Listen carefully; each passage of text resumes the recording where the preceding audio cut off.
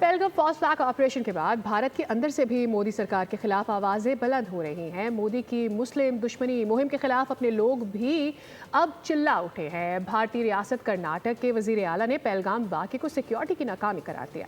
भारत की पाकिस्तान के खिलाफ साजिशें भारत ही के गले पड़ने लगी। पहलगाम फॉल्स फ्लैग ऑपरेशन के बाद इंडिया से मोदी हुकूमत के खिलाफ आवाजें उठने लगी। आम आदमी पार्टी के रहनुमा ने मोदी सरकार को आड़े हाथों लिया। कहा, इस तमाम सूरत हाल का नुकसान सिर्फ भारत को हो रहा है। रहनुमा आम आदमी पार्टी ने सवाल उठाया कि लाइन ऑफ कंट्रोल के इलाके से 200 किलोमीटर अंदर सख्त सिक्योरिटी के बावजूद मुसल्लह अफराद कैसे दाखिल हुए, कार्रवाई करके कैसे गायब हो गए। भारतीय अवाम ने मोदी का नफरत अंगेज बयानिया मुस्तरद कर दिया। भारतीय सयाहों ने पहलगाम हमले के दौरान कश्मीरी मुसलमानों के अच्छे रवैये को सराहा। सियासी तज्जियाकारों का कहना है कि सिर्फ दिखावे से काम नहीं चलेगा, मोदी को अवाम के सामने जवाबदेह होना पड़ेगा।